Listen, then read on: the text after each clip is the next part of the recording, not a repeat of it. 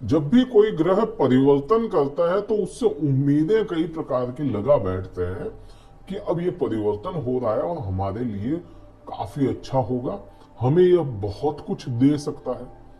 और उसी के विपरीत अपनी जो एक्सपेक्टेशन है, अपनी जो उम्मीदें हैं, उस पे वह ग्रह अगर खरा ना उतरे तो उसी ग्रह को गालियां भी पड़ना शुरू हो जाती है। किसी ने आपके लिए कुछ अच्छा बताया और वह नहीं होगा तो उसके अच्छा आपने सुना, आपको लगा हाँ अच्छा हो रहा है, और जब नहीं होगा तो उसके लिए भी आपके मन में संशय आ जाएगा। लेकिन उस संशय को आप देखें या उस ग्रह को आपको देखना पड़ेगा कि ग्रह तो अपनी पोजीशन में आया, लेकिन आप पे उसका प्रभाव है या नहीं। आप ये ना भूलें कि जब भी कोई ग्रह परिवर्तन कर रहा है गोचर में, तो उसका प्रभाव आपके लग्न के आधार पे भी आएगा। दोनों ही चीजों का कॉम्बिनेशन करके अपने को देखना पड़ेगा कि अपना समय कैसा चल रहा है। बात तुला राशि की करें और साल 2024 का सबसे बड़ा परिवर्तन जो हो रहा है वह 30 अप्रैल को होगा, और 30 अप्रैल को यह परिवर्तन बृहस्पति का होगा। बृहस्पति देव अपनी राशियों में परिवर्तित कर जाएंगे, मेष राशि से निकल करके वृषभ राशि में जा रहे हैं, और वृषभ राशि आपके अष्टम भाव की राशि होती है। आप पे क्या प्रभाव आएगा इसका? पूरा एक साल और 14 दिन यहीं पर रहने हैं आपके अष्टम भाव में। 14 अगस्त 2025 तक यहीं पे रहेंगे। अब क्यों बृहस्पति बहुत ज्यादा इंपॉर्टेंट है? क्यों है ऐसा?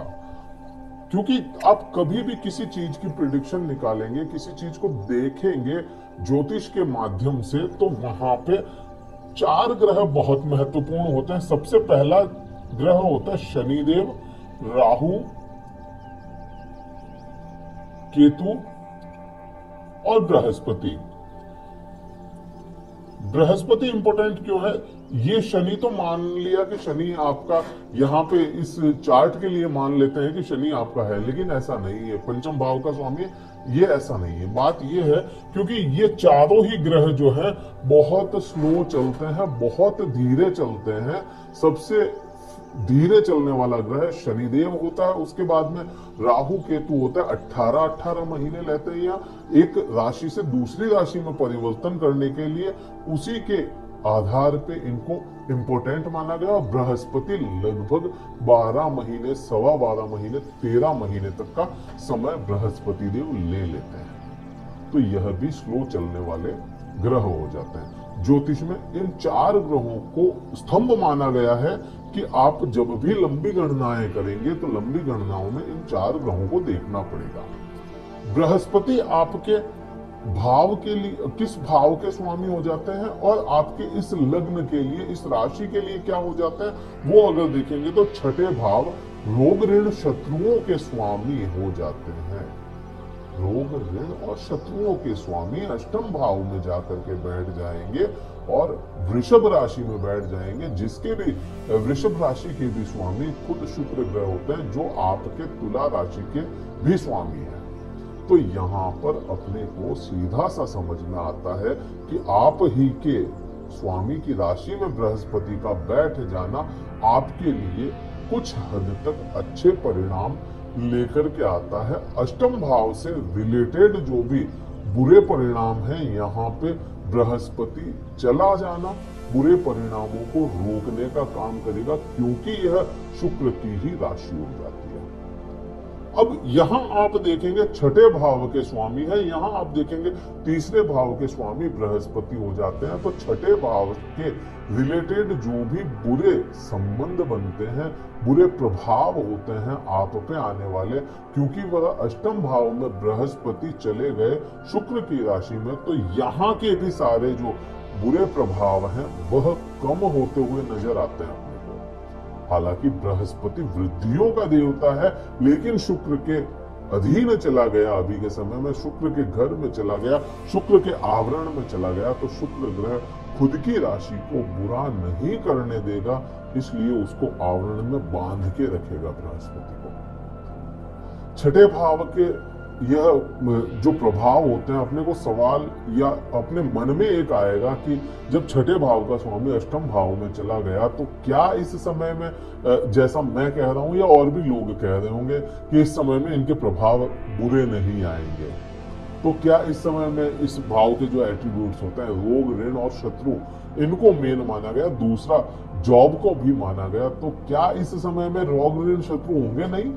नहीं, ऐसा भी नहीं है। रोग भी होंगे इस समय में, इस एक साल में ऋण भी आपको लेना पड़ सकता है, आपको शत्रु भी होंगे, लेकिन आपका बिगाड़ नहीं पाएंगे इसी के अधीन चले जाने की वजह से। आपका कुछ बिगाड़ नहीं पाएंगे।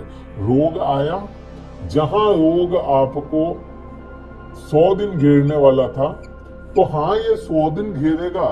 100 दिन में जो बहुत बुरे परिणाम आपको 90 दिन आने चाहिए थे, वो 90 दिन ना आकर के केवल 10 दिन ही आप पे परिणाम बुरे आए। ड्यूरेशन तो वही रहा, लेकिन उसका इम्पैक्ट कम हो गया। यहां पे ये चीज अपने को समझनी पड़ेगी।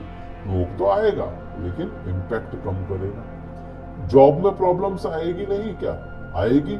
क्योंकि एक साल का समय जब होता है, इस समय में हो सकता है आपका ट्रांसफर हो जाए, हो सकता है आपके साथ बैठने वाले कलीग का ट्रांसफर हो जाए, आपके अधिकारी का ट्रांसफर हो जाए, आपके पियोन का भी हो सकता है। कोई भी चेंज हो रहा है तो उसका भी तो वैसा ही है ना, वो चेंज करेगा तो आपको प्रॉब्लम होगी।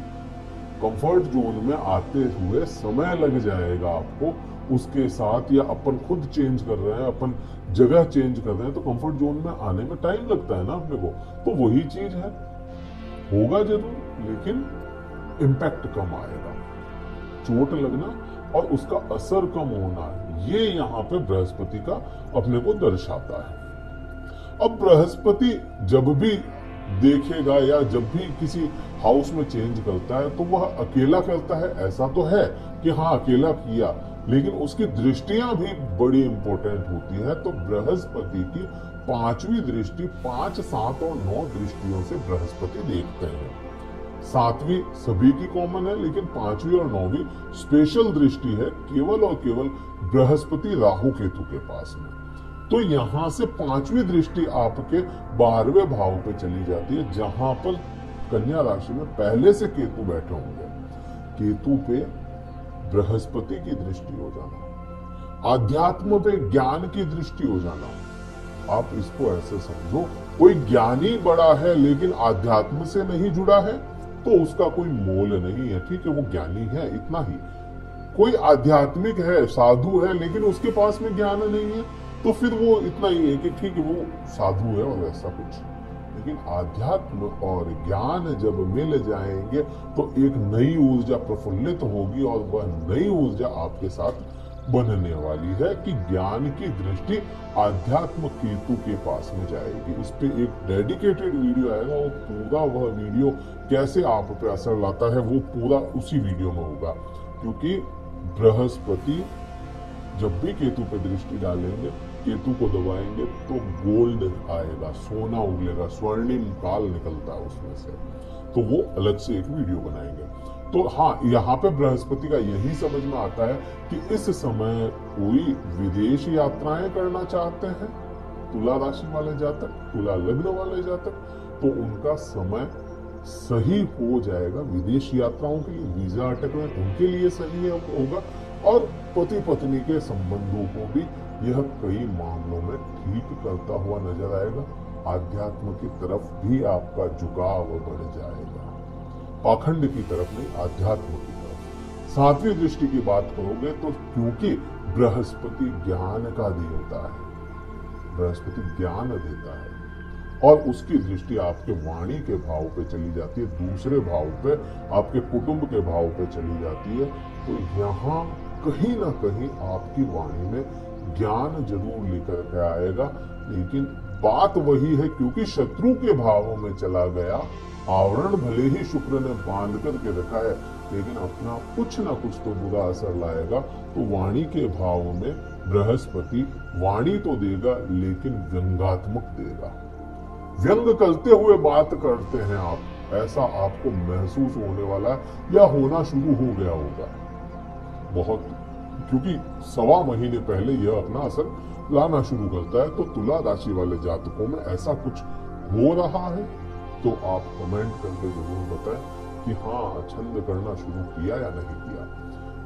पारिवारिक, आपको यहाँ पे कहें कि पारिवारिक संपत्ति या पारिवारिक कोई चीज मिलने का अवसर, हाँ, पारिवारिक कुछ भी आपको चीजें या कुछ भी परिवार से जो चीज अपने को मिलती है वह अवसर जरूर बनेगा।